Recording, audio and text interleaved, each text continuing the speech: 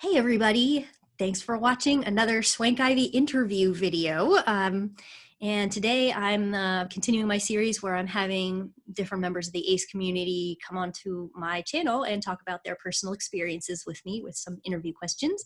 Today, joining me is Marta, and I will ask Marta to introduce herself, please. Hi, as Ivy said, I'm Marta. I'm from Poland and I currently live in Poland. Right now I'm working in accountability. I'm a uni dropout, but by choice. Yeah. About 6 weeks ago, I moved out of my parents. Right now I live in basically with two roommates. So some things recently have changed for me. And at the beginning also I wanted to thank you, Ivy, for this opportunity to speak about my experiences as an ace Polish person. All right. Well, so I guess what is your identity? What do you identify as? Yeah, I'm a ego. It depends who I'm speaking to. For normies, I usually say asexual biromantic, and for other aces, I can be a bit more specific, and then I use ego bisexual panromantic. For those of you who don't know, asexuality is asexuality on the ace spectrum, and asexual people do have libido and can be basically get turned on by sexual content, but they do not desire any sexual activity for themselves. Mm-hmm. And ego bisexuality means that I get turned on both by guys and girls, basically. Mm-hmm. Okay. And romantically, you said pan? Pan romantic, yeah. I just very recently I switched from bi to pan, basically because I really haven't had any relationship with non-binary people.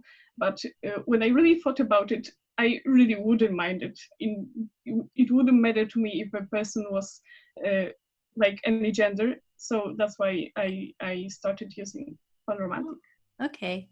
I really like when I get to talk to other ACE people and they have very specific labels, because I mean, we have some very specific experiences that more general terms just don't nail down for it. It's just really fun to be able to talk to people who break it down kind of the way that you don't see in mainstream culture. You know, it's eye-opening, I guess. And you know, I mean, almost everybody they're like, oh, I'm straight, oh, I'm gay, and then you just kind of assume their romantic orientation and their aesthetic orientation and their relationship desiring behavior, and all of it goes together under one label, and we don't get that. Yeah.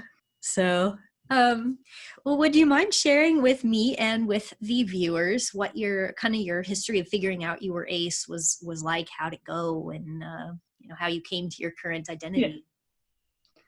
Sure. So growing up, obviously, I didn't hear at all about asexuality, like I think most of us. The first time I've heard it, which I realized recently because I didn't register it. It was in the show. Can I curse here or should I not? Oh, you can. Okay, so the show The End of the Fucking World on Netflix. There's in one scene, the female lead says that to the father of the male lead that maybe he's asexual, and that's about it. I basically forgot about it, right? Because it's so insignificant. But that's the first time I've heard about asexuality. And then more significant representation I've seen was Bojack Horseman, which is really good. Yeah, you haven't watched it. It's I think the best ace representation currently in media. It's very, very thorough and very thought through, basically. Oh, that's really cool. I've So heard it's that's, depressing though, yeah. so like I'm kind of worried about watching. I'll probably eventually watch it. The show in general, yeah, it can be depressive, but the Ace Beat, I think there's like the ray of sunshine for That's us. nice. That's good. Yeah. Finally, something. Yes. Okay. Yeah. So that's when I like learned about asexuality. But Hey. after that, I didn't start to consider myself asexual yet. It came a bit later. Just like I think I just had to like let it sit for a moment. And the moment I decided to call myself asexual was when there was a asexual comedian, comedian, yeah, sorry, Okay. in the name of the show. Just a second.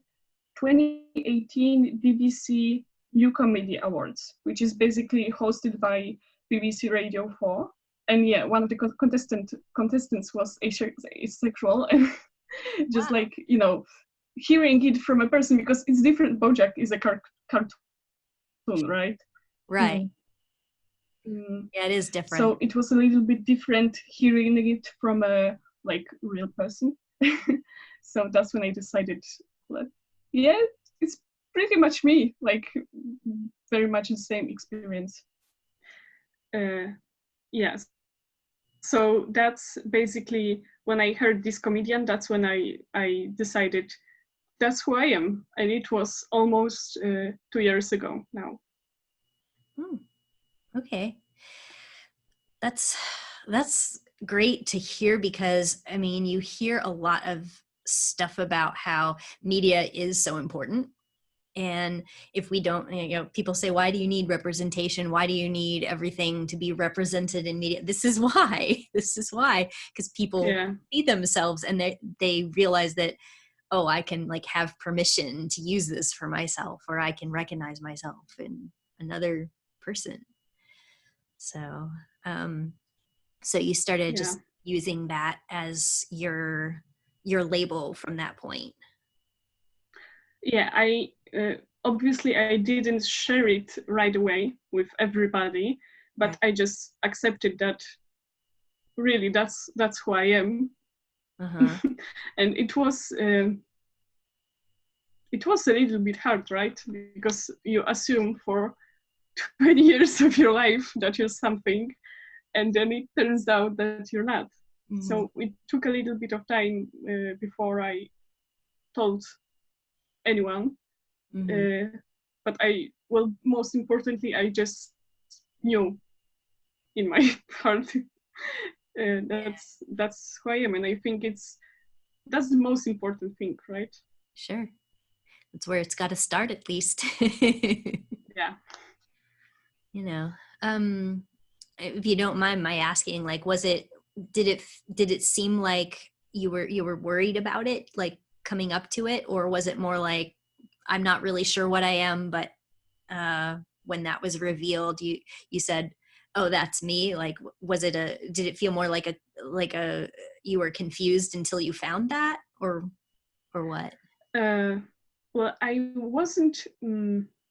I just never really considered being anything else than heterosexual, and it was very much related to my me being a Catholic, I see. basically. And when I started, it was around the time I started also going to uni. So, you know, being more independent and consuming the media that maybe, well, my parents wouldn't approve of. And that's what a bit opened me up to like even seeing and seeing people that aren't heterosexual. So when I found out about this label, it was more of a relief, I think, because I didn't consider myself not heterosexual, but I felt that something was different, right? Mm-hmm. so when you finally find the words for something you felt for so long, it really is a relief rather than anything else, at least for me. Oh, yeah, Yeah. that's relatable. Okay. So I'm curious if if you would like to share with me and everybody else listening kind of how this went on to affect like your relationships, dating wise, anything related to relationships. If you have any stories about figuring out your romantic orientation in the context of dating or anything like that. Well, I figured out my romantic orientation basically like not at all in the context of dating, because as a matter of fact, I've never dated neither a girl nor a non-binary person. The only experience I have is with one guy, and we dated for like 1 month, and we didn't even like hold hands. So it was very awkward, and I basically did it like I liked him, obviously. But I did it more to just see what it's like. And when I saw that it doesn't work out, I just ended it immediately, because like it wouldn't be fair to just push it any further, right? Yeah. So that's a little bit hard, not having much experience in that queer dating, because I'm still, there's this question sometimes when I feel a little bit down that pops into my head. Just am I just telling myself that I'm bi or pan just to feel like a valid part of the queer community? Because well, I don't have any proof for it. Yeah. So maybe I'm just pretending. But well, those are just thoughts that come to me, I feel like, from the outside. And I just have to think a bit, and I just have to reassure myself that no matter what like the physical experience is, I feel what I feel, right? So yeah, that can be a little bit hard. But yeah, I hope that in the future this will change, right? Because there's like, I'm only 22, almost, not even 22. Right. So there's still like so much that can happen, right? Yeah. And to think that because so far I didn't have any experience, to think that my things are not valid, it's just stupid. And if you have those kind of thoughts, just you feel what you feel. Like you can't make it up. Yeah. Well, you could. You probably aren't making it up. I understand what you're saying, especially about the reaction from people outside, because we do get a lot of commentary that, oh, well, you're not valid as a queer person just because of being asexual. They want you to be something else, some other identity, either a trans identity or a same-sex oriented sexual orientation before you can use that label, by some people who are gatekeepers.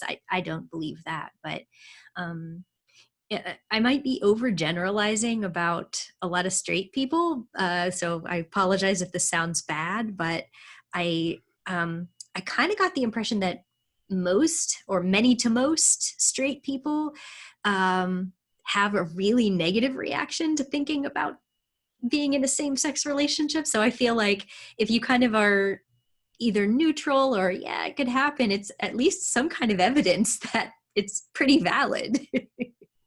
Right? Yeah, I think so too, yeah. Yeah. I think right now I would even, if I had to choose like my partner right now, I think this wouldn't be a man.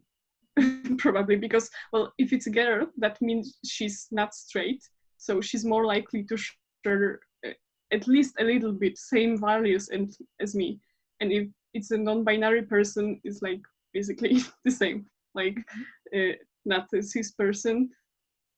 But I cannot discard the men at all, because, well, I did fall in love with men in the past, so I just can't write it off, right? Right. And I guess there's a difference between who you're attracted to romantically and who you would realistically date as well. Yeah.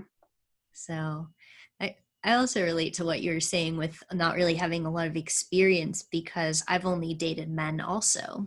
I've kissed other genders besides men, but not in the context of a relationship, and not really even in a romantic thing. It's just kind of I have very limited experience myself, and is really relatable what you said about, like, I'm in this relationship, I'm trying it out, it isn't what everyone says it's going to be. In fact, it's very, very different and mostly negative, so I don't want to be here. I don't Yeah. you know, they keep telling you, oh, you have to try it, and you don't know if you don't try it, and then you try it and you don't find what everybody says you're going to find.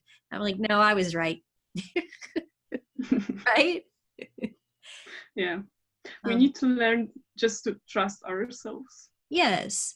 And That's the key. yeah, exactly. I appreciate also that I've had, I think up to this point, I've only had people volunteer for interviews that are significantly younger than me. Oh my gosh, I feel old right now because you just said you're half my age. I'm 42. Oh my God. And I still feel the way that you described feeling, is if something different happens in the future, I'll change the words I use, but it hasn't. So, how can I know? But why not call it what it is now, right? Yeah. But a couple of the other young people who have been on these interviews have said, I don't really know yet. I still haven't had very much experience. So I'm just speaking from what experience I do have and what feelings I do have. That makes sense. Mm-hmm. That's all we can do, right? Yeah. Well, I think asexuality is very easily dismissed by people because, well, just like that, you didn't have this experience, so how can you know? But at the other hand, teenagers, if they are horny, they are the horniest people on the planet. So if you are not at all interested in that, there's a good chance that you are in fact asexual, right? Right. Yeah. You spend your whole life being a young person until you're not. And I'm still apparently at 42 years old. I've crossed the magic number of 40. And I was expecting people to start flipping the other way and saying, oh, you're just too old to want sex anymore. You're just a dried up old lady. So no one thinks of you in a sexual way anymore. So you're saying these things. But I'm like, when is that going to happen? I'm ready for change, because people are still telling me that I'm not mature enough. At 42, they're like, when you mature, when you get some experience. And I'm just thinking, how much longer are you expecting me to wait on this? I think I'm right. Maybe they just think that you're younger. I don't know. Most Because likely, honestly, you don't look 42.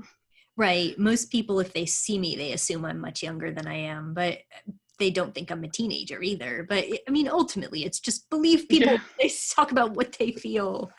There's no downside.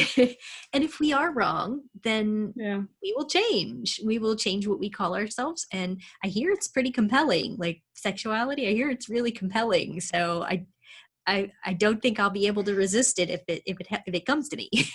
Right. Just for trying to look good in the media that I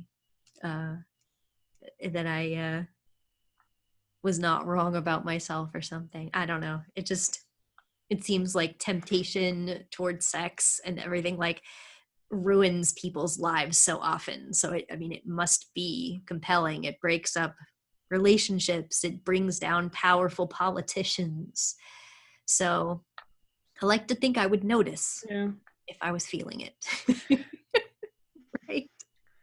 Yeah. Anyway, I mean, it would be weird if we didn't. Yeah. But Yeah. I mean, identifying as and presenting as a woman in the world, a lot of times you are expected to be passive about your sexuality. So there is that too. Mm. Yeah.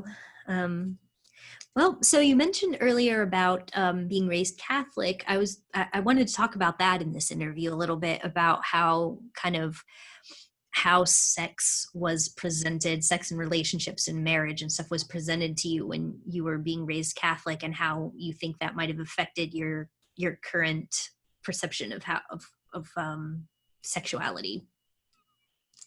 Yeah.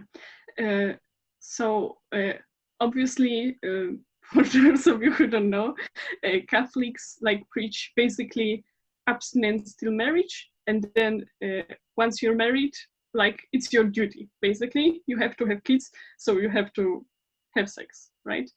The only excuse not to have biological kids is if you're either a nun, a priest, or infertile. Like that's just the three reasons. So I'm gonna sound a bit assholey, but to be honest, when I was young, growing up in a church, I it wasn't a negative experience when it comes to sexuality, because well, I was practically the ideal, right? Because Catholic Church basically requires from you to be asexual until you're married. So I was like that's so easy. Like I don't know what other people have a problem with. Like you just don't have sex. Like like that's it. You just Where's don't the do it. struggle? So yeah, it was even this sense of superiority a little bit. Hmm. Just seeing how other my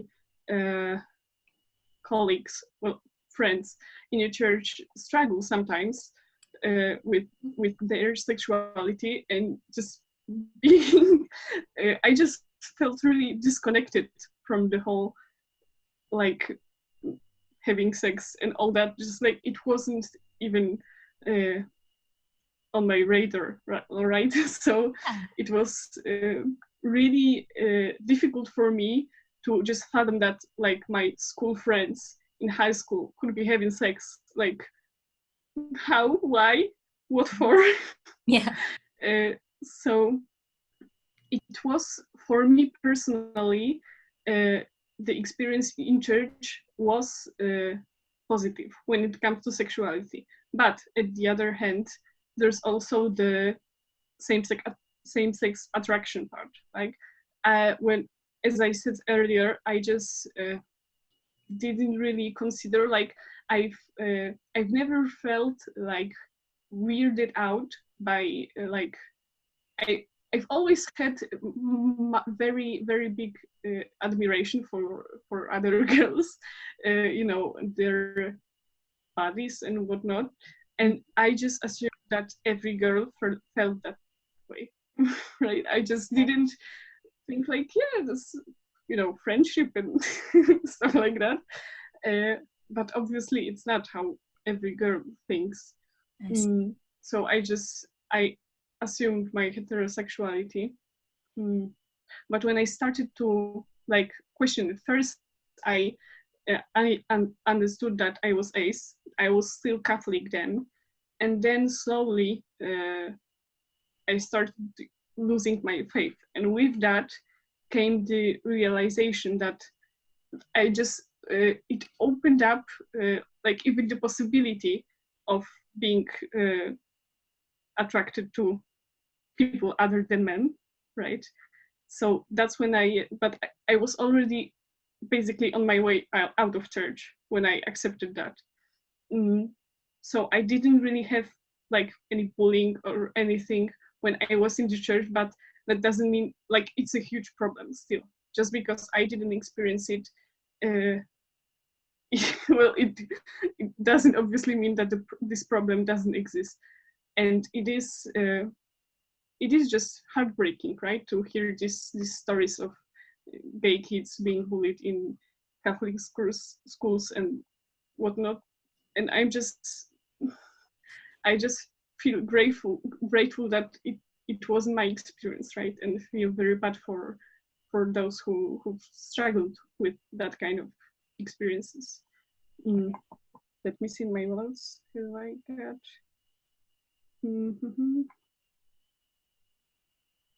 Yeah, well, one more thing, because the same-sex attraction thing, I said my experience, but well, obviously, when I was still Catholic, I had a certain opinion on just basically queer gay people, and obviously it was not a good opinion. So I think it is a little bit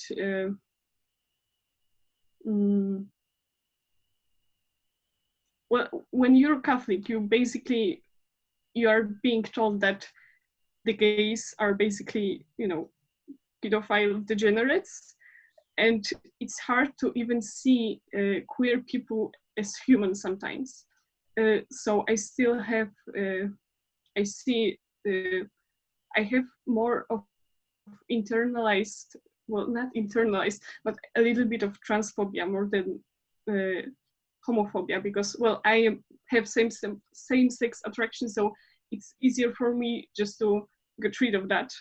But I see that I struggle sometimes with, it happens that I misgender someone just because like someone is, for example, pre-transition, and I think like that's something that have been installed in me by these years of programming, basically, right? That's Right. Someone looks like a man, so they have to be a man, and it's just not true, right? So that's something that I'm unlearning still. And I just hope that I won't hurt anybody in the process. Like, that's the most important thing to me. I try to be cautious, and I just need to be like double cautious than maybe someone who was raised in more left way. Yeah, that can be really hard work, because first you have to recognize the prejudice that was taught to you, and then you have to unlearn it yourself and unlearn the behaviors, and that's all a process. I think it's so unlikely that somebody who was raised with these certain beliefs will ask those questions. I mean, that's great. I'm But just very happy that I one thing, because well, I've said before that I've lost my faith, but I just prefer to use the term I gained clarity of mind because, well, I didn't really lose anything, right? right. Just like losing, like, basically lies. I don't want to offend any theists that might be watching, but Sure. that's what my personal experience. I just discovered that the God from the Catholic Bible most likely doesn't exist, and if he does exist, he's an asshole. So basically, yeah, I don't think like I've lost anything. I've just gained so much. I see. Yeah. Most of the people that I've talked to that have a religious background and still follow some kind of religious doctrine are still there. They have to kind of modify what some of the mainstream is telling them so that they can still be about love. And that's a big challenge, I think, especially just depending on how conservative your family or your community or your church is. So, yeah. Yeah, I've tried it like for a few weeks. Like, first, I've said to myself, yeah, I'm ace, but I'm still Catholic, just like progressive Christian, I guess. I thought maybe I will find some Protestant church or whatnot.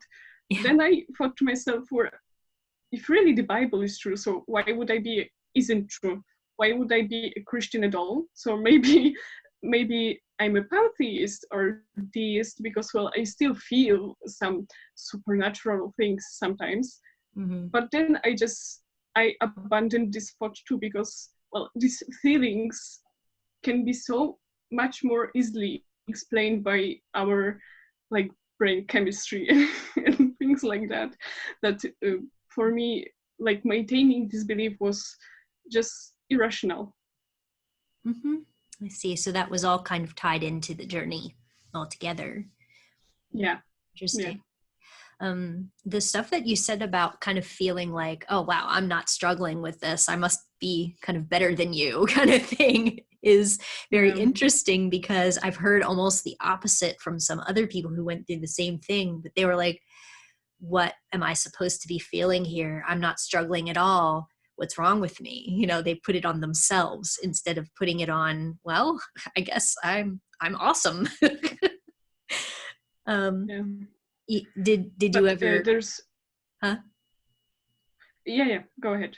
I was just wondering if you ever thought about, like, if you ever entertained the idea of one day being a nun when you were younger.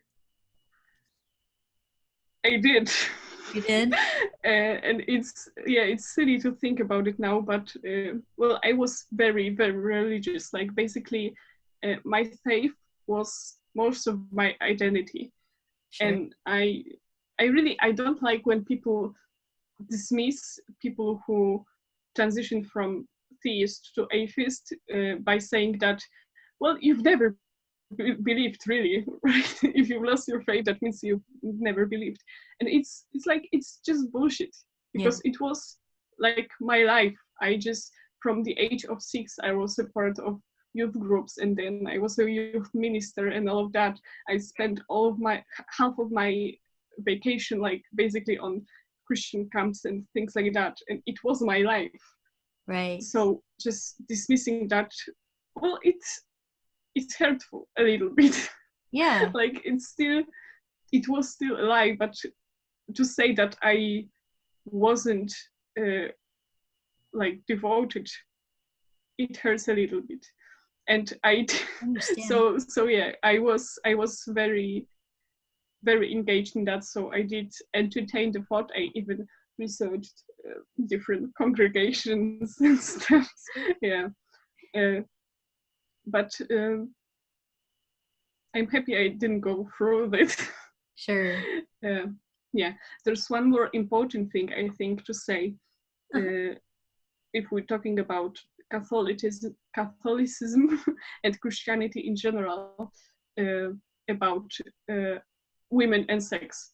Yes. Because, well, as I said, before marriage, when you're asexual, you're like basically this ideal, but people who like basically don't discover their asexuality, right? They just think to themselves, that's how I'm supposed to be. And when I get married with the right person, these feelings will just come to me and everything will be okay. And unfortunately, it doesn't happen for most asexual people. But then after they get married, they are basically obliged to uh, be subjugated to their partners, right? Because it's mostly happened to women. I guess it happens to men too, but not as often. And it is very, very depressing, this subjugation of female bodies. Mm-hmm. So yeah, we have to remember uh, that this coin has two sides, right? Yes. From one side, asexuality is great in the Catholic Church, but at the other, it's just horrible, and it can make your life living hell, and it made many people's lives living hell. That's what I've heard from some people who said exactly what you said. That, well, I never wanted it, but I figured once I had my loving husband and we were married, God would bless our union and we would be happy in this union too. But that didn't happen for them. And then they didn't know what to do. They were like, am I messed up? Am I broken? Is my husband going to leave me if I won't do this? You know, so, and the whole institution will say it's your fault if you don't just give your body to him. That's what he deserves. It's his. So Yeah, just do it. yeah. And that's another aspect of kind of in general, female sexuality is seen as passive for a lot of us. Yeah, that was basically maybe I might be cornering another question, but that's basically what my parents said when I came out to them. That my mom said that by my definition of asexuality, she is asexual too, right? She and any normal woman is asexual, and just putting asexual label with other queer labels is a way for the world, as Christians say it, which is basically the evil to put its hands on basically normal people. And it's bullshit just to say that women shouldn't experience sexual attraction. It's just like, I don't understand how anyone can think that seriously. I agree. But yeah, there's a lot of shame, and there's a lot of accusations of being selfish. I mean, especially if you are a woman and you are in a relationship and you've discovered you're asexual, or for some other reason you do not want to engage in sex with your partner, it's always you're selfish, and why won't you do this for the sake of your partnership? And there is never that question of why does the other person, for the sake of your relationship, not find a different compromise than subjecting you to this if you don't want it. If you're having a crisis about it, how is that loving? How is it your fault? Because it's really about compatibility as far as I'm concerned. Like you don't have a partnership with two people if you're not both in it and equally important in it. So, but I had asked that question about the whether you ever wanted to be a nun, because people still say that to me, like, well, why didn't you just become a nun? And I'm like, well, for starters, that I'm not Catholic. I think that would be a big problem. I've never been Catholic, so it's almost like they fixate on this not having sex aspect of being a nun, right? Like it's almost definitive. And it's really not important. Like yeah. I've known many nuns personally, and it is a whole other world. Just like lack of sex is really not the most defiant, is that a word? Mm-hmm. Defining word of nun's life. Yeah, it's part of, I guess, some of their vows. Some of them are things that they give up, and then they're not always thinking about it. I did know someone who said that they were very, very Catholic when they were younger, and that they were looking into becoming a nun and were told by another nun, you are not suited for this because you don't have the temptation, so you're not giving up anything. Which is a very odd thing to say. I don't know. It's very interesting that it's portrayed that way, like that this is something that you're giving up and struggling against for God, rather than that you just don't have this temptation. It's like almost like you're trying to say you're not human, and that if you don't struggle with this, then you're not really a human being. Well, in theory, what I've heard very often, which is not really, you don't hear it in the mainstream, like, oh my God, what's the word? You don't hear it often, but during like some schools and stuff, in a Catholic church, they teach you that basically you can have a vocation for like either like priesthood, being a nun or whatnot, a vocation for marriage, or a vocation for basically living alone, right? And it is like a legitimate thing. I think it's even in the Catholicism, but you don't hear about it so often. So like in theory, our people could like fall under that category, but it's still like being marginalized, and it doesn't really account for romantic asexual people, Right. because if two asexuals get married and they don't have sex after they get married, their marriage like it's not legit, basically. So it can be just mm, mm, it doesn't count according to Catholic Church. So it's very there's like consummation laws, I guess. I don't know. yeah, that's it. That not having sex in a marriage can be a basis for like the delegitimization of the marriage. Yeah. So it's not even a divorce, because there's no such a thing as a divorce. Right. It can be in Catholic annulled, but it Church. can't be undone. Yeah. Like, it never was. Yeah. Wow. Yeah. So it's very tricky from this legal point of view. Yeah. Wow. Yeah, it really is a lot of fixation and obsession with sex in religion. What you can do, what you're supposed to be doing, what it's dirty to want. And what you said about that there is biblical support for asexuality, I've heard that too. I don't remember the person that the quote is attributed to, but I do remember someone basically saying, I wish that all of you were as I am, and I don't desire people that way, but if you desire a woman that way, it is better for you to be married. Whereas if you didn't, probably Paul. Most of it might have been Paul. Most of things like that come from Paul. Yeah, because I think so, but don't quote me on that. I know Paul wrote about like the superiority of devoting your life to Christ and not to things that are of this world.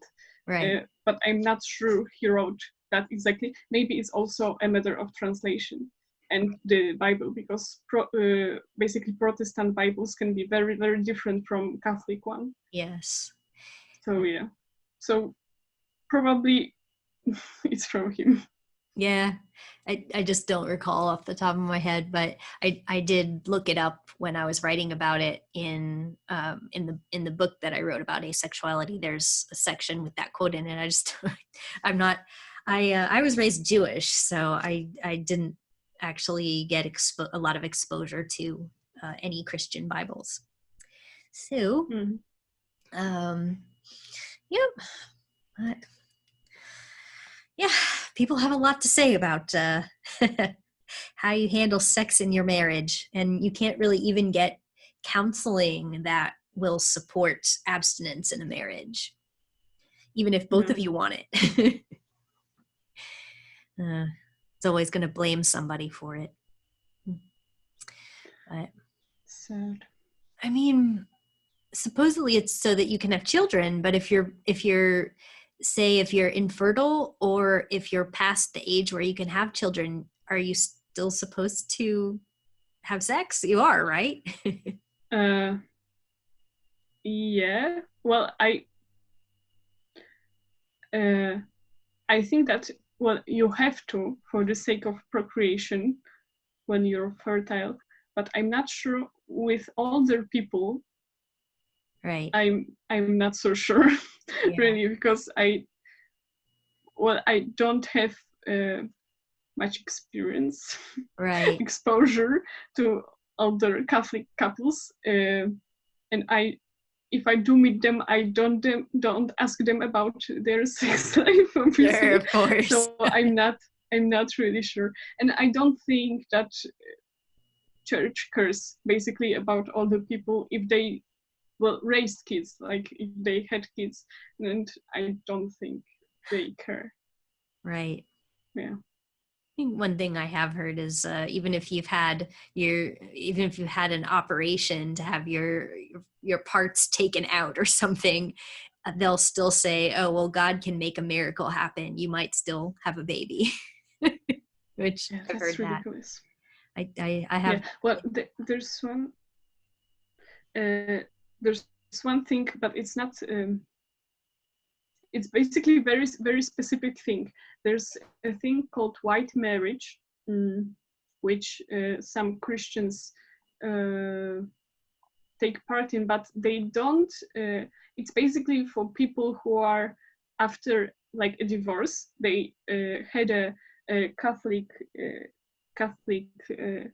marriage. So, well, they are after a civil divorce, but in the eyes of God, like they are still married to this first person. So they can't get married again in the church. So they live like as a white marriage. So they live as a married couple, but they don't have sex because they don't have like a church marriage. So there's that, but it's like strictly for. It's not for asexual people, right? It's just like for everyone who doesn't want to, well, cheat on their first spouse. Yeah. Wow. So it's like so. I suppose for ace people it would be okay, right? But for allosexual people, it's so like enslaving almost, right? Like you live with this other person, like basically like a married couple, but Right. you don't do it because your sky daddy doesn't want you to. Oh, yeah. I I've don't know. never heard of It white just marriage. doesn't make sense. Wow. Yeah. It seems like, they're acknowledging that a lot of people want some kind of partner in their life to run their house and live together and all that stuff, but they still really define the sexuality as belonging to the previous person. Oh, Yeah. that is, it sounds like a loophole, but so I learned something today. I hadn't heard of white marriage. I didn't know that that was a thing at all. Yeah. Wow. So, uh, unless you have other stuff to tell me about um, the religious stuff, I do have a couple of questions that I want to make sure I ask everybody about what are the best things and the worst things about being ace. Do you want to move on to that part? Yeah. I Okay. think I'm done with Yeah. the church. Okay. Okay. Yeah, it's a very interesting topic though. It's very specific. So yeah, like I just everybody that I'm talking to, I want to ask them, what do you think the hardest things about being ace have been for you? So I think for me is still a little bit of self-acceptance. Okay. Well, not from the faith standpoint, but there's also another aspect that I'm not a very social person, and I don't have a lot of friends, and I've never had a lot of friends. So sometimes I also have a thought that am I a little bit uh, alone because I'm ace and because I'm different in that way, Right. or am I inventing my asexuality to explain my loneliness, right? But still, again, the same thing as with my panromanticism. I just need to reassure myself because those feelings come to me when I'm like a little bit down. Mm. And I guess everybody has that kind of thoughts, maybe not about their sexuality, but about something else in their life. For me, it happens to be that. Mm. And I just have to be kind to myself and like explain to myself, like be to myself the friend that I need, basically. And just remember that I am still valid. Yeah. Yeah. That's great. And like, yeah. So that's I think the hardest part. Really? Yeah. Huh. Mm. I'm a pretty solitary person too, but I like individual people. Like I'm not like, yes, a friends person. Let me just have big parties and extroversion and stuff. But I have a lot of like individual friendships that are very sustaining and long lasting and stuff, but I prefer to spend a lot of time alone. So I think that can get used kind of against us to make us wonder, like, what else is wrong with me? What am I lacking? So, yeah. Okay. And of course, the opposite question is, what do you think the best things about being ace have been for you? Yeah. So it is not feeling this pressure to just be with someone, because before I described myself as ace, I constantly felt this pressure just like to find someone to be with, because like everybody should and I have to, and if I don't, I'm weird. And I was very insecure because of that, because, well, I didn't get a lot of attention in that way. It's okay, right? But I did feel a little bit worse for other people, from other people, for like not having a romantic partner. And when I discovered my asexuality, well, I'm not a romantic, obviously, but it's still I've just met other people like me, right? So I just this thing that was constantly going on in my mind, that I'm basically worthless because I don't have a partner, just like I've been able to shut it off. Just like, no, I don't have to. There are people that don't have partners, and it's like 100% okay. So yeah, because I know many allosexual people just like do feel this pressure constantly, right? When they are single, and I can just say that that's not my thing. I don't really need it. Like, if it happens, like, sure, but it's not the most important thing in my life. This sounds so empowering. I'm glad that you came to that that understanding, because it really does plague people, especially if you are either asexual or not straight or whatever, like that you're always going to have more trouble getting into relationships, even if you want them. And it would be a great lesson, I think, for everybody to learn that, even, I wish more people who were straight or were not asexual, I wish that they would internalize that idea that single doesn't mean loser who's alone, who is should be looking, like I used to put single not looking as my marital status, because otherwise single implies looking, doesn't it? It's like, of course, if you're single, you don't want to be. I don't know. I once got asked on the phone, somebody was trying to figure out if it was like a salesperson, and they wanted to know, they kept calling me Mrs. by accident. And then finally she asked, she says, "Ma'am, may I just ask, are you single or happy?" Oh, and I didn't know what to do with that. Both. Yeah. It was very weird. Single or happy? Wow. So, nope, that's good. Yeah, I relate to that. Yeah, I don't think she was malicious in that, though. I just think that maybe she was very content in her like marital status, and just assumed everybody is like that. But that's what heteronormativity, isn't it? That's right. Yeah, that everybody kind of just little assumptions. They center that in their own experience of the world, and they say, since this is what makes me happy, and a lot of people who don't have it know that's what they want, then everyone must feel this way. This is a fundamental truth of human relationships, and in our case, and plenty of other people's cases, it's not.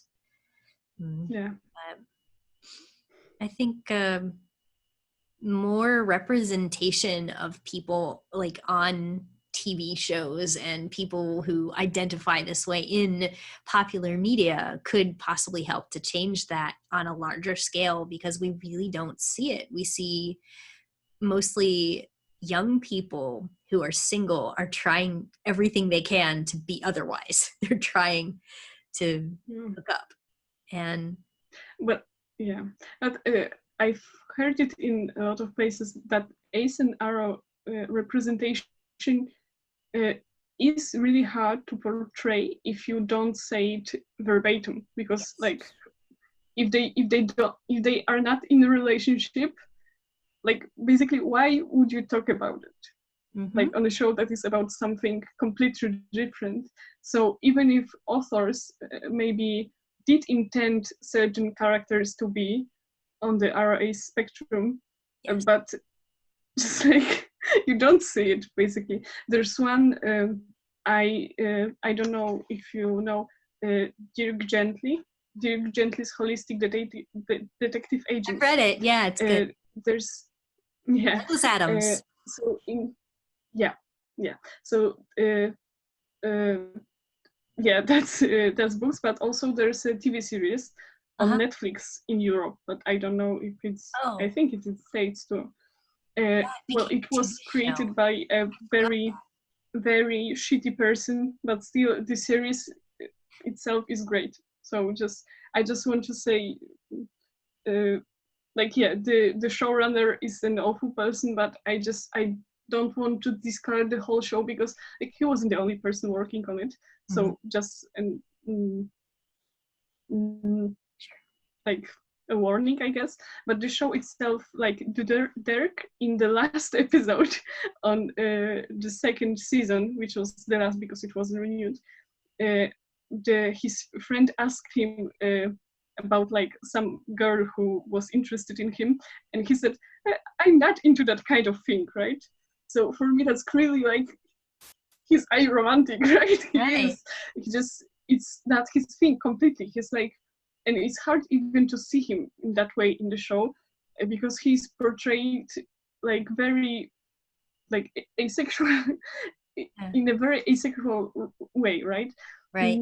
But many people put him in a gay category. Of course, most of the fandom, because well, he is a little bit flamboyant, right? And he wears colorful jackets and things like that. So for people who want to representation, they would rather put him in gay category than aromantic category, even though he explicitly says himself that it's not his thing. Well, you could also interpret that maybe the girls aren't his thing, but you just don't know. I don't know. I would rather read it as an aromantic person.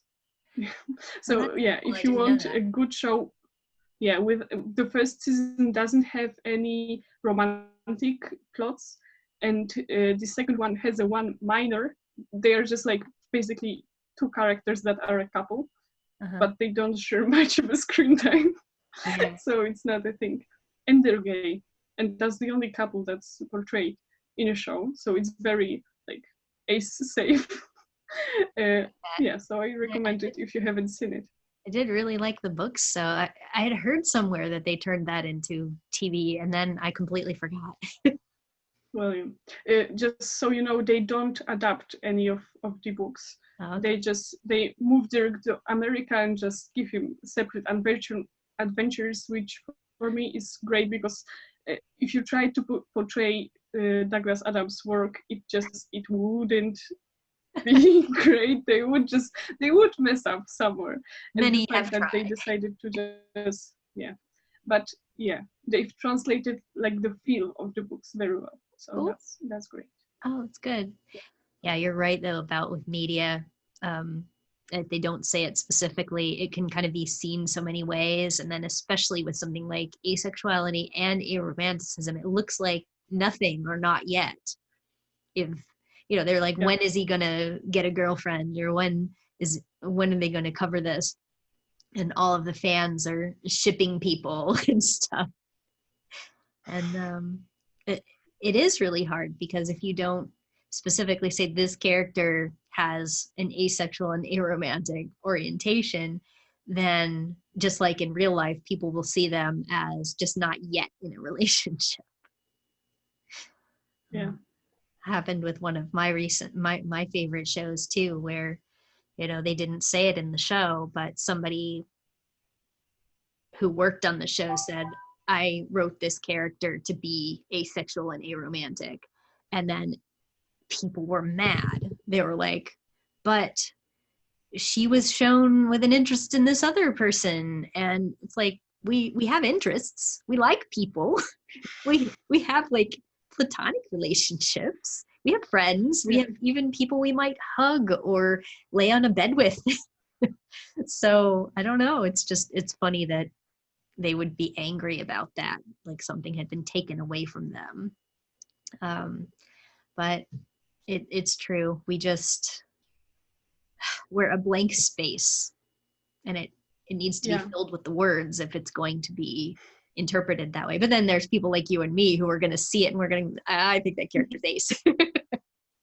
Yeah. We're allowed to have headcanons. Yeah. Sherlock and stuff. Yeah. Yeah. So, let's see. What else do we want to talk about? I have a couple more questions. Let me see. Oh, we haven't talked yet about your experiences with who you disclose your asexuality to and whether you've come out to anyone. Yeah, so I think I have mentioned before, I came out to my parents. Right. They were, well, first in 2018, when I discovered my asexuality, I first came out to my sister, but I just said to her, like, that's what I might be, I think I am. And we really haven't talked about it much. She just said that maybe you have some emotional problems. And I said, yeah, maybe, but and about a year later, I was pretty sure. And I decided to come out to my parents. And the reaction was, yeah, as I said before, like, what are you talking about? That's you're just normal, right? Right. But they have, they are tolerating it, I think. My mom also read a book that I gave her. Give me a second, I will get it from the shelf. Great.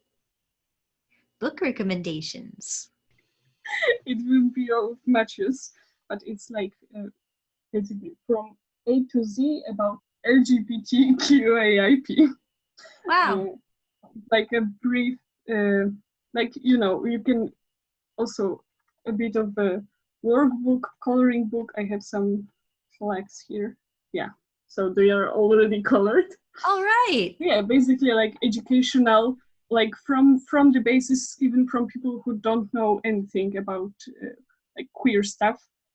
It's great.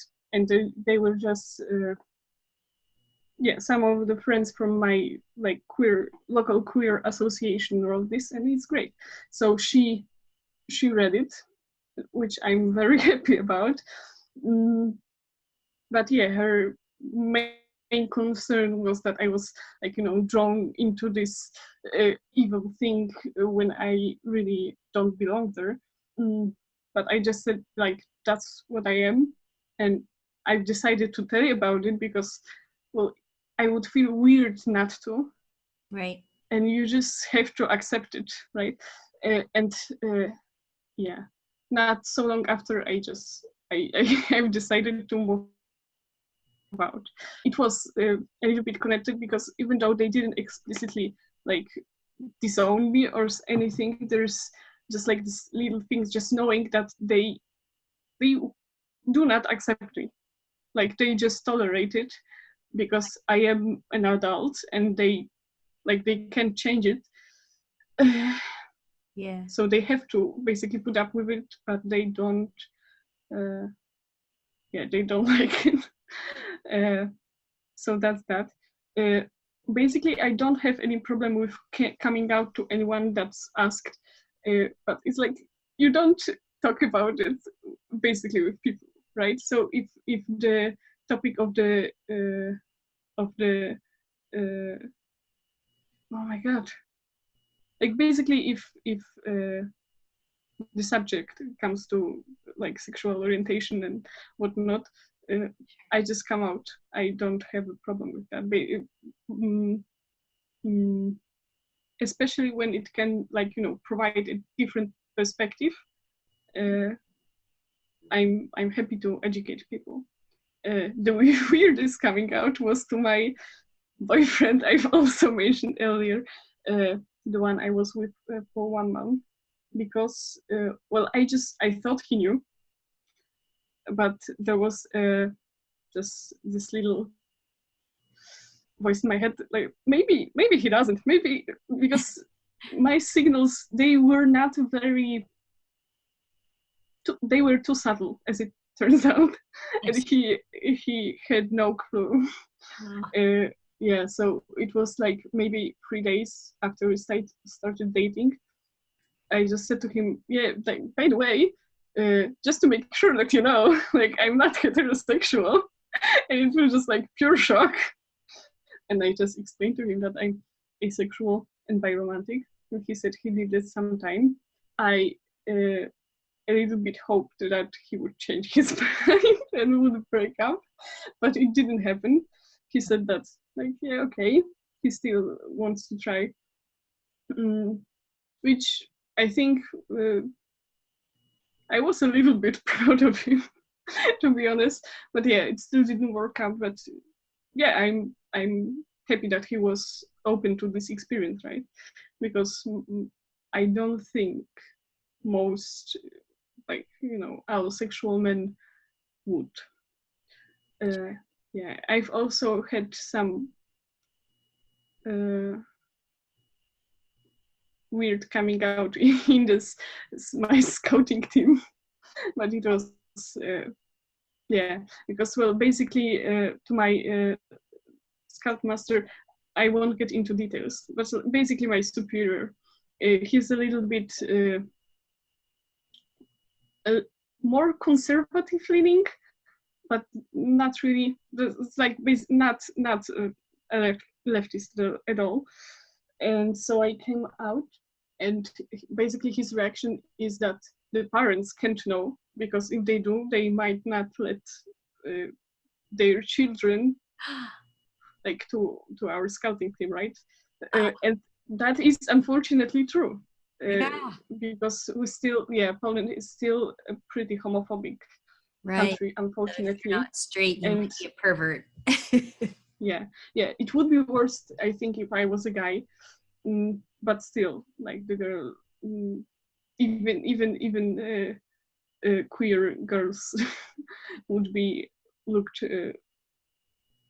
be frowned upon, basically. Mm-hmm. So yeah, well, I left this team not so long after, because yeah, it was just toxic environment, and I stayed there for so long just to be maybe a positive impact on the kids, because, like, that's what really is about, like, the kids. But I just wasn't able to put up with it myself, so I had to leave. Yeah. That's very understandable. I mean, you try to do the good you can with the people that you're in contact with, but sometimes you have to have self-preservation, I guess, you know? Yeah.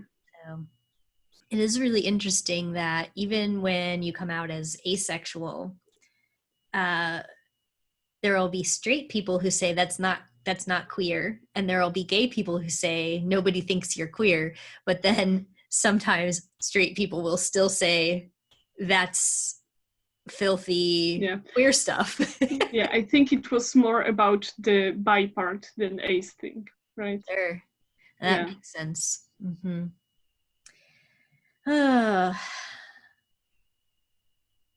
It really is a lot of hypocrisy.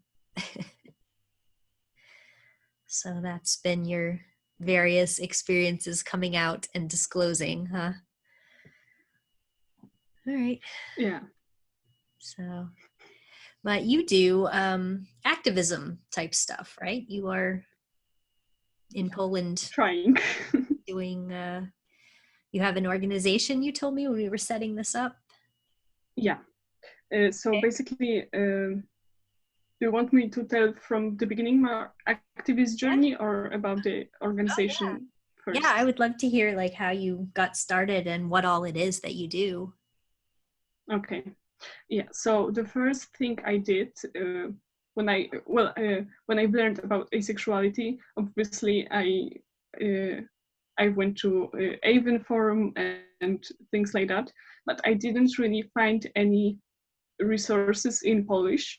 The best thing I found was an interview with a sexual person on a channel that does more in-depth interviews, and it was great. But that was one interview. Most resources that I found were just like articles from, things like women's health and things like that, which was, oh, did you know that some people don't have sex? Asexuals exist.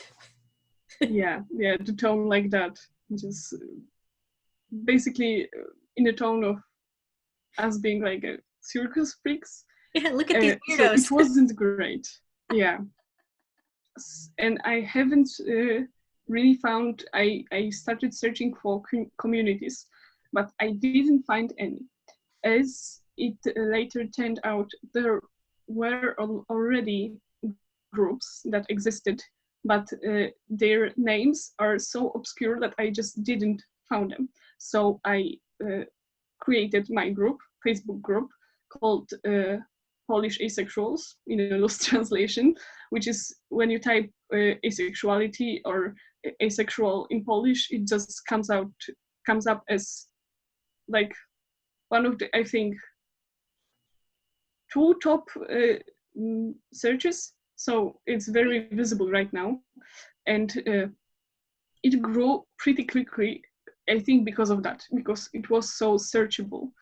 It later turned out that there were many, one, two, three groups, from which one is still pretty active because it serves a little bit different purpose than my group. But other two are just basically dead. And my group quickly outgrew. Right now we have more than 1,100 members. So that's, that is a number. Yeah. And basically it's like I think the biggest place in the Polish internet for ace people to meet other aces, I guess, because there is like the Polish version of Avon forum, but it's also dead pretty much. And the Facebook is the thing that people use, right? So that's why I created the Facebook group, because I used it like pretty much on a daily basis, right? And many people do too, so it's just convenient. So that's the group. And through the group, I found out a year ago an association was created. It's called Asfera, which in loose translation is a zone, but in Polish it's like AS in the beginning, like as. So yeah. Sure. So that's and that's also Association of Polish Aces. So I basically found out about it because the founding members posted about the first meeting on my group. So I just went there. I went to Warsaw, and yeah, right now I'm one of the 15 members. And what we are doing is we're doing a few things. So first of all, we have meetup groups in Warsaw and in Krakow. Obviously, right now they are suspended, but before the pandemic, there were basically monthly meetings in both the cities. After the pandemic ends, I will be organizing another meetup group where I live in Katowice. And I hope it will go well. I'm a little bit nervous about that because, well, I've never done such a thing. But yeah, I will have a help from a few friends, so I think it will be okay. So that's one thing. In the Asfera, we also, we have obviously a Facebook fan page with where we post some educational resources. We will be organizing like the courses for psychologists about how to deal with asexual patients, and basically educating about asexuality. Yeah, because it's very awesome. battery.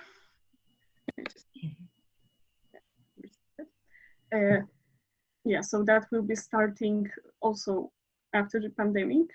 And yeah, we also take care of like news coverage, basically because we are the only association of that kind. So if media needs someone to speak for a asexual community, they often turn to Asfera just to find a spokesperson. So we also do that.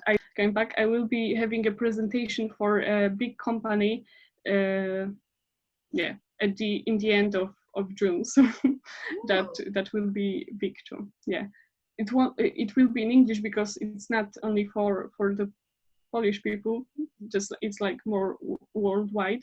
Wow. Yeah, and they basically one of the employees just wrote to Asfera that they are looking for someone to do a presentation like that for Pride Month, and and I was the only one willing to present in English, so there wasn't much choice. But yeah, I'm happy that I will have an opportunity like this. You know. Great.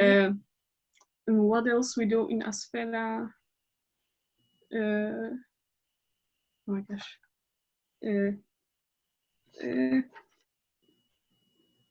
Yeah, I think that those are the main, and obviously like the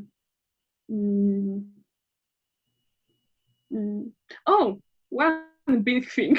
I'm sorry, I don't know how I forgot about it. One of our founding members wrote a book about asexuality.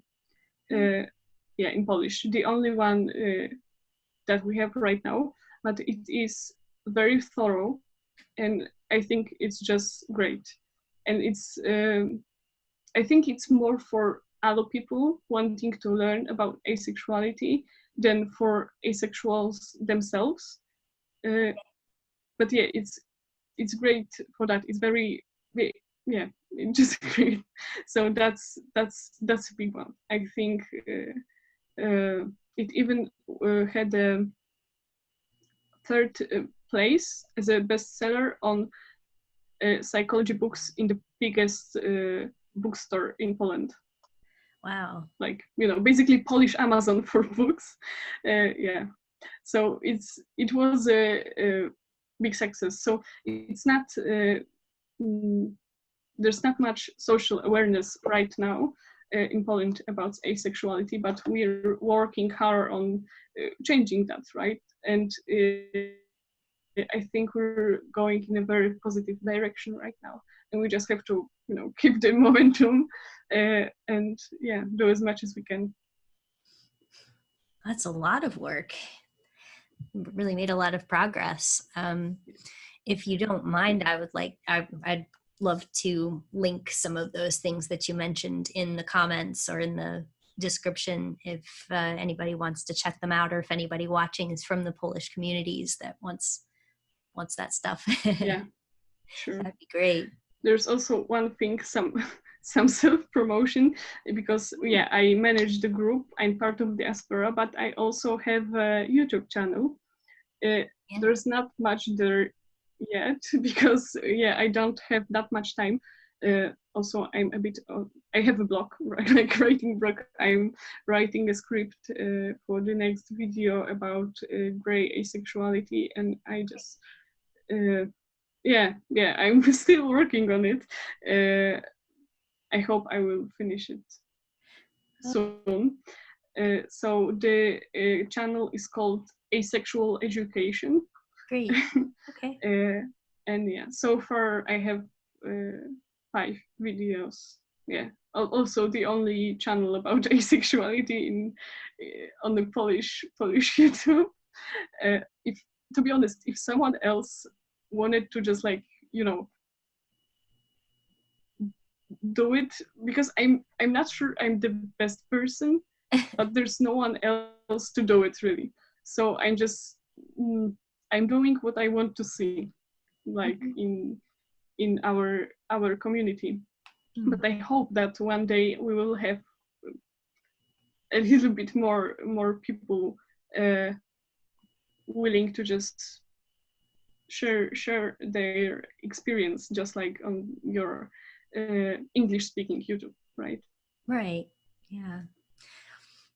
Wow, that's pretty relatable too, because I felt the same, 20 years ago, that I don't know that it's really I'm the right person to be doing and saying all of this stuff, but nobody else was doing it at that time. So I'm like, I guess I'm going to do this. It was definitely the motivation behind writing the book, at least, that I wrote, because I felt like there were so many people out there who didn't want to look at internet resources, or that it was not legit, that if you have to look it up on the internet or watch a YouTube video about it, it must not be real, or it's an internet fad. So I wanted the book to be out there, and I didn't write it as early as I wanted to, because there was this sort of feeling like, should I even be the one to do it? But eventually I finally decided, okay, nobody else is like approaching the mainstream publishers with this, and I knew how to do that, so I finally did it. And I don't know, I think that you are doing, you're doing important work because it needs to be out there. So yeah, I'm trying. you will be joined by other people. Yeah, I hope so. I'm curious what you said that you did meetups and stuff. What are those like? Well, I haven't been to any, because I don't. They've been organized in other cities. Yeah, in Warsaw, which is the capital, and in Krakow, which is, or Krakow, however you want to pronounce it, which is the second biggest Polish city, I believe. Sure. But I wanted to go to Krakow once because it's not that far, but I just didn't make it because they are like on Tuesdays. Right. And obviously, like previously I had uni, now I have work, so right. I didn't really make it. But from what I know, they are more right now more like help groups than just meetup groups. Their purpose is just to provide asexual people with some like self-accepting techniques and things like that. Just have a place to share your experience, and also learn how to deal with negative things you might experience in a more positive way. Yeah, I definitely understand the need for that. Wow. In your group, is in the Facebook group, do people mostly post asking for advice, or do they, what kind of stuff do you usually see going on in there? Yeah, a big chunk of it is advice, like saying, am I this or am I that? Can I be asexual if I do this? Because people just like, they don't know because they don't see it anywhere else. Yes. So yeah, it's not understandable that they just want to make sure that what they are feeling is okay. But it's also a little bit of pride stuff, like, you know, accidental asexual or aromantic representation. So a little bit of memes also. And I from time to time create like educational graphics that I post also on my fan page, and I also put them there just as a resource for people who maybe like maybe not sure if they are asexual, just to have like this, you know, basic overview of what asexuality is in general and what it isn't also. Yeah, it's really helpful. Um, does the group accept primarily just ace people, or is it for anyone who wants to join? Basically, it is for anyone. In the description, I said that it's for ace people and friends, because it is, as I've said before, there are other groups that are more hidden. There is one that is more linked to Asfera. It was created by the same the same woman who wrote the book I said about.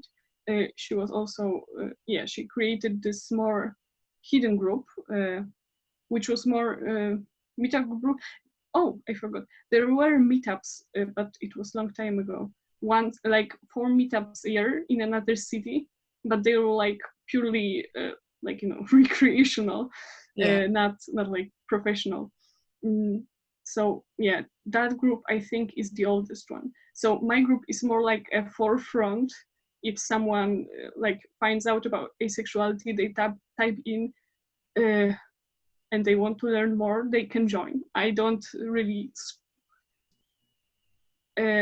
I don't throw people out based on their sexuality, right? Yeah. They're, as long as they're respectful, Yeah. everyone is welcome. But this more healing group is for people who maybe want to be more private. Maybe they are not out to their family or whatnot, because my group, it's more public. You can see who's in it. Oh, okay. Or no, you can see who's in it, but your friends, whatever. It's not very, it's not that secret, right? Okay. And the other group is, so there's like, I think that's a good like, symbiosis almost. Because people who are invested in the community will find this more hidden group. So that's more of a safe space. And that's why my group is more of an open square town square Right. space. Yeah. That you just have to start somewhere. Yeah. I've kind of seen in some asexual spaces that people who are not asexual will join and ask, like, is it possible my ex-girlfriend or my current wife or something is asexual, and what do I do, kind of stuff. You see a lot of that for partners of ace people. So I just wondered if they ever wander in there and if they'd be allowed to talk there and stuff. So sounds like No, it. yeah, of that people I haven't seen much. There was Okay. one very disturbing case, Oh. which was a young girl joined, and she basically complained about her boyfriend who was pressuring her into having sex, right? And she didn't want it, so she found out about asexuality, and she tried to reason with him, and he said like, yeah, okay, but few days later he was just like, like basically ignoring what he said. So she was very desperate to find help, and she posted about it in a group, and I'm very happy with the reaction of the community, which was very positive. Like, if she feels threatened, like in if she feels like this relationship is toxic, like she should leave him. And eventually, but without really pressuring her, because it was it's hard sometimes to find this balance between like telling someone what you're doing is not healthy and still letting them to decide for themselves. So I think it was very great, and eventually she did decide to break up with him. But before that happened, I think that's what really convinced her. He created a fake account, and he joined the group, and he posted about her, basically, my girlfriend doesn't want to have sex with me, can she be asexual? So we found out about it like pretty quickly. It was a matter of hours, really. And obviously he was thrown out and all that shit. Wow. But yeah, it just it was very, very surreal. and I was a bit stressed about it because it's a little bit my responsibility to take care of what's going on in the group. So I'm very happy we were able to deal with that very quickly. So that's the one case, and it's pretty extreme, right? But yeah, I think she's much better now, and yeah. I mean, that's just, I mean, even if you're not asexual, like just no is a complete sentence, you know, just like you don't have to be asexual to not want to have sex and to respect your girlfriend. But it's, I mean, it's especially difficult for us because there is this understanding with usually straight couples, and maybe the man will be pressing and the woman will be holding back and is reluctant, and he feels like if he waits long enough and he is patient, then eventually she will say yes. But sometimes, especially with ace people, it's never yes, or it's never a fully consensual yes. So yeah, it definitely is. It's both an asexual issue and just a consent issue across the board. So everybody needs to learn about these things. Yeah, It's but so good that's that she had a just place one. to go. Yeah, it's mostly wholesome. That was like one incident. Yeah. Right now we don't have problems like this, fortunately. Oh, Right. that's really good. Because I mean, most of the ace places that I've gone to that are, you know, um, I guess, I mean, I don't engage in languages other than English because I don't speak any. So I'm like only aware of kind of what's going on in the English speaking world. And there are so many places where you have intense issues. I mean, people having consent problems and people having issues with their parents not accepting them and throwing them out and stuff like that. And people say it doesn't happen, but it does. So I don't know. We need to have more resources. We need to have places to go to have other people who've been through these things. So yeah, definitely. Well, but it can only get better, I think. I think so too. I mean, like you said, you're making what you want to exist in the world. You're making it exist because you know it needs to be there. So that's definitely the place to start. Yeah. But speaking of negative reactions, so another change of subject kind of question for you. What do you say to people if they say you need to get your hormones checked? Yeah, that happens quite often, and I think it's one of the most hurtful things that you can hear, because like someone saying that, oh, it just pays, you're making this up. It's usually from people you would expect that from, like older people and whatnot. And the hormone comment often comes from people you wouldn't expect it to come from. So it's like it hurts double. It's like a comment like that. It's the one that is the most vivid in my mind. It was my like colleague from scouting, not from team, but from scouting in general. You know, like open guy. He was hetero himself, but you know, very accepting and all that stuff. And like the first reaction when I told him that, like, yeah, I'm asexual, was, well, did you check your hormones? Like, that's not normal. And it just it is very hurtful because it comes from people you would expect to just accept you, right?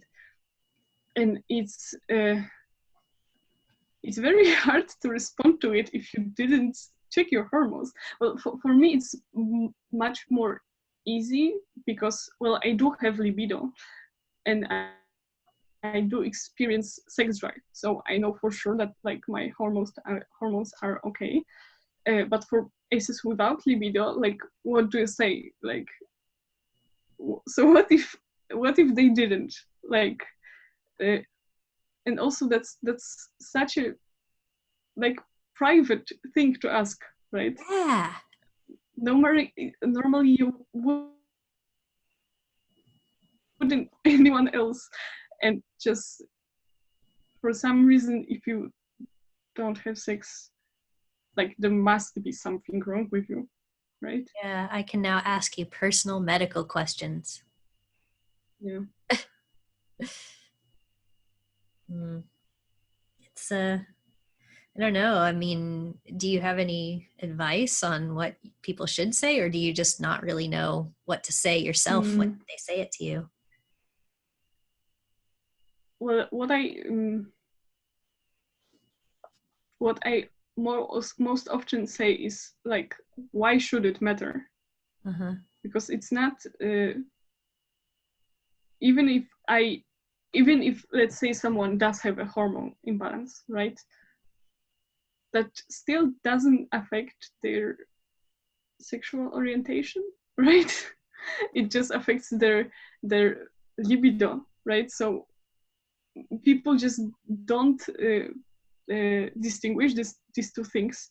Yeah. So what I would say, like, it's not like, yeah, it is like connected, because like we as humans are like, Mm-hmm. you have to look at us holistically, but it's not the same thing. Yes. So you can say that, like, no, I haven't checked it. Have you checked Yeah. to see, like, how do you know that you're heterosexual, right? Yes. Yeah. Like if we were to respond, well, you only want sex because your hormones are telling you you do. Like, what if we said that? Yeah. It's Yeah. it's making it a different problem, isn't it? It's saying you must have a medical issue if this is how you experience attraction. It's not really understanding what we're saying at the bottom line, right? Yeah. But Yeah, so I think the best rebuttal is just ask if they did check their hormones. Yeah. why did you? I've Yeah. never had an abnormal medical exam. Um, I had a pretty typical trip through puberty, so I mean, I think my hormones are working, but it's not their business. But Yeah. it's also true that if you did have a hormone disorder, there are things other than your sex life that would affect. But Yeah. I do know people who have like imbalanced hormones, and maybe it affects how they experience their whole sexuality, and maybe it doesn't. But like, it's asexuality is it's the name for what we're experiencing. It doesn't explain why, and that's, yeah, it's not their business. It's not a question they should even be asking. But, Yeah. but it is, I mean, the first thing that you said when I said that was that it's hurtful, and I know what you mean, because the first thing you say, oh, I'm sharing this about myself with you, and they say, oh, that's a medical problem. Like there's something wrong with you. I'm Yeah. concerned. Like that's not how I want people to respond when I'm being honest with them about an aspect of my life that has become relevant for some reason. Yeah.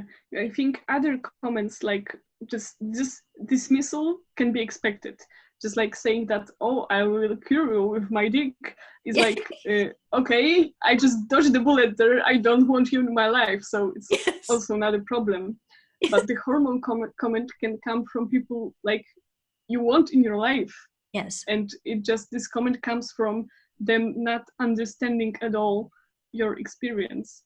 And it's alienating, because it shows you that many people just don't understand it.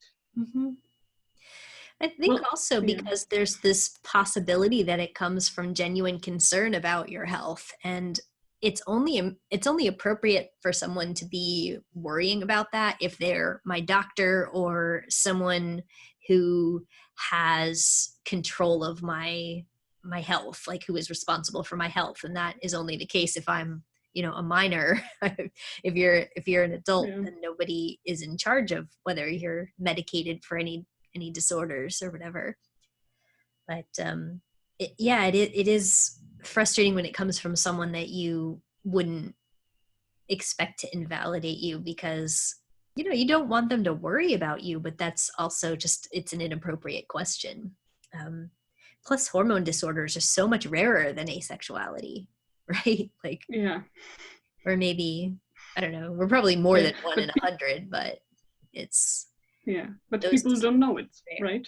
You're right. And it's so, it's very rare to have those sex hormone related disorders, to the point that it's not even a common thing that they screen for unless you have a complaint, unless you have a problem. Where, and the hormones do more than just give you a sex drive or give you experiences that influence your attraction. They do, so those hormones do a lot more. So you probably would notice, not necessarily, but you probably would notice other problems. So most notably affecting whether you experienced puberty in your adolescence. So,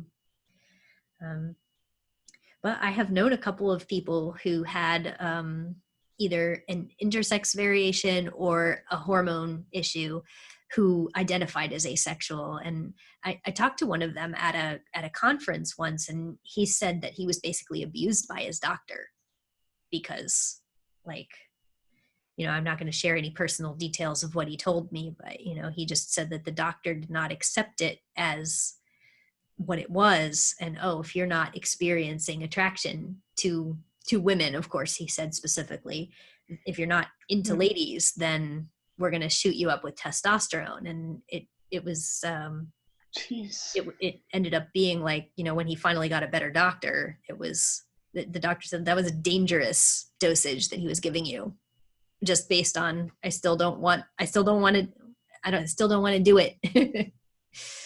So, they'll sacrifice everything else about our life and well-being because they want this to be normal.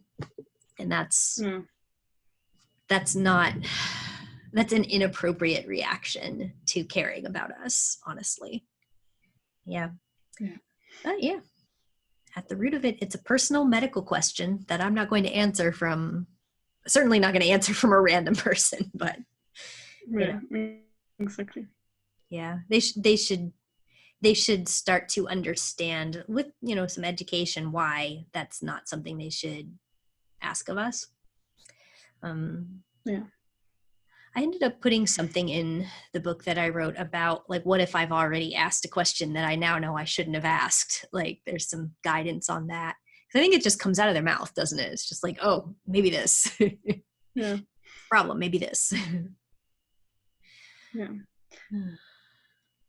Because it's like the thought of not being sexually attracted to anyone is so unfathomable that any other explanation will be more rational in their mind, like, no matter what it is.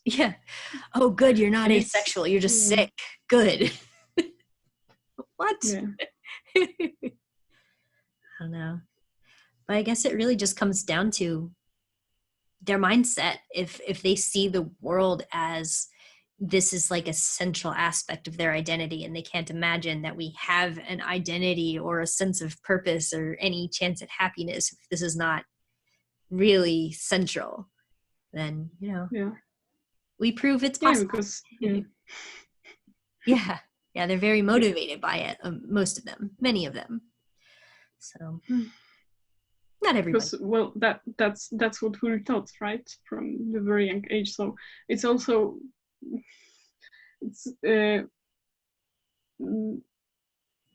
I wouldn't say it's like not their fault, but I also understand where it comes from, right? Yeah, because we lived in that. We need to have like more empathy for each other in general. I think that's one of the solutions. Boy, the world would be so much better if we as a default, listened to other people first instead of saying you're wrong about yourself or here's how to fix that when the other person is not saying they have a problem. So, I don't know. That's just how some people are. I mean, I guess if you don't like their favorite food, they want to tell you, well, you should have it the way I like it. I'll make it for you. Just they want you to enjoy. They want you to feel good. And they don't understand why this wouldn't feel good. I don't like onions and I don't like sex. Yeah, but well, I think it was a similar case with gay and bisexual people some time ago, right? And it's not really a thing now, like trying to cure lesbians with daddy. Like it still happens, obviously, but it's not like the default answer. So I think we will also be able to achieve that in years to come. Yeah, at least that's what I hope for. Yeah, and definitely as a community activist and in some capacities as a leader, I've looked at how the queer communities have done it, what sort of milestones indicate more acceptance, what steps they've taken, what outreach they give to each other and to the straight communities, what kind of messages they do. It's some of the work has been done for us. Some of it we can see where we will be in 5 years if we continue to learn those lessons and work alongside them. So of course, then there's also the infighting and some people who don't want us there, but I think they're a minority. I really do. I think most of them understand that we have a similar issue that's caused by a very similar cause. Yeah. Gatekeeping I pretty much only experience online. Right. In real life, I have never met a person that would say to my face that you don't belong here. Like that's just I think it's like very, very loud handful of people. Yeah. In person, I think I've had it twice, but both times it was not the way you see it online. One of them was just a gay man who was a well-known activist, and he was talking to me and another asexual friend, and he said he still hadn't decided if he believed that it was real. Oh my gosh. But he said it in this very friendly way. Just like, I'm still making up my mind about you guys. I mean, it's not a nice thing to say. It's very, it's not kind. It's erasure, but it was still also not like, I hate you, get out of my space, So I guess we'll just hope that he continues. Right? Yeah.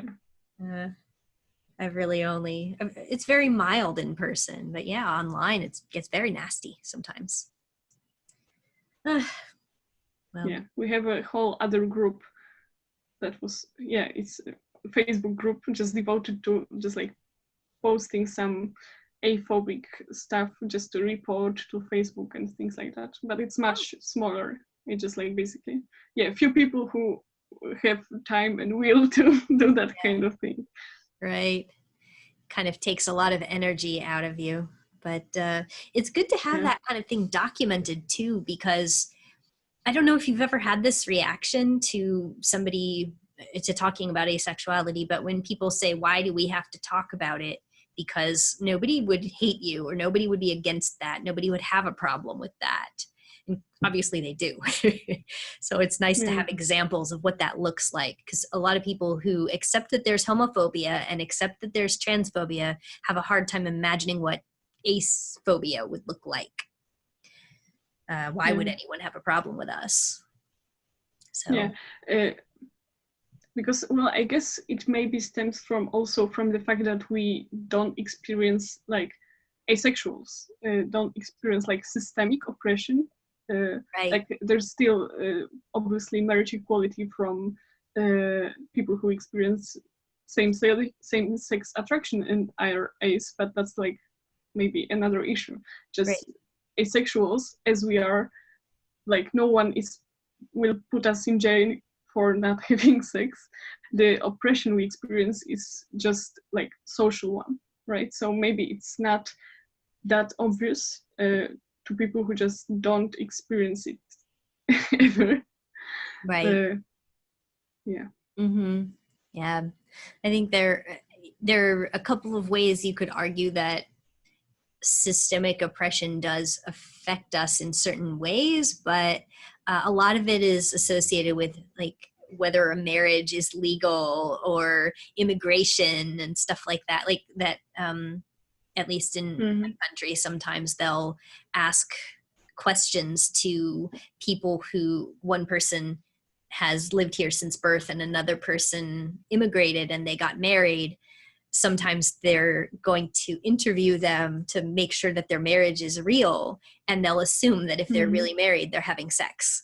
And so it's like they'll ask them very personal questions about their sex life, and if they're not having sex, then they might have a problem with their immigration status over it.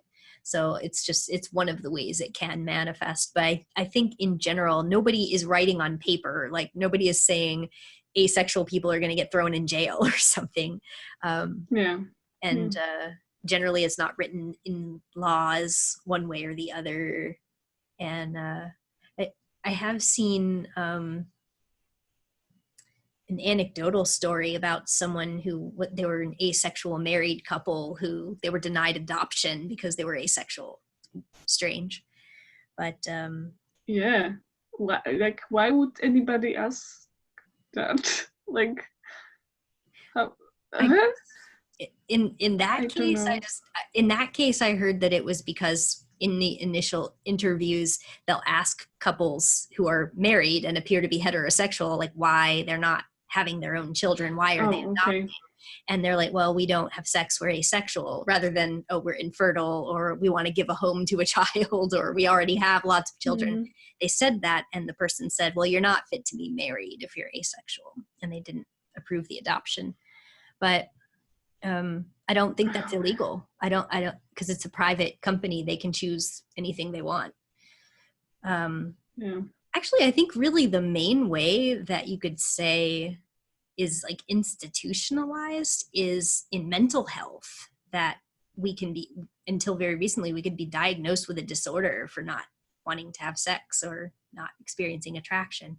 But it's very hard to prove, I think, that these I think it's still in the like this catalog. Oh my god, I don't remember exactly the name. Just but there is in fact one disorder, as you said. But it's also I've never really I haven't heard much about it, so I don't know if it's really that big of a problem. Right. I don't know. We're not going to be sent to a camp to change us. But on the other hand, like the whole world is that camp. You know? Yeah, that's why we in Asfera, we will be trying to educate like psychologists and therapists about this, because it can be they are not taught about it in school at all, like not a word, and it's just they have an they could mess up someone's life like pretty badly. Right? So that's very important. There is an authority who's there to take care of your mental health or help you with any to be an ally for you. But if they define mental health as including an active sexual attraction, then they're going to keep treating your orientation like it's something to solve, and that's going to mess people up. So it's very, very important to give those people the tools to learn about us. And it's good that it's coming from us too, because it's not just some other random person writing about us from the outside. So there are still some problems with how it's presented in the currently accepted books, but I think we're getting there. We're moving toward a better place. And I guess continuing to have conversations like this is going to give people perspectives that they need to have out in the world. Yeah. So, anything else you want to cover while we're doing this, or should we wrap up here? Yeah, I think I think I've said everything that I wanted to say. Thank you very much one more time for this opportunity. It was really lovely talking to you.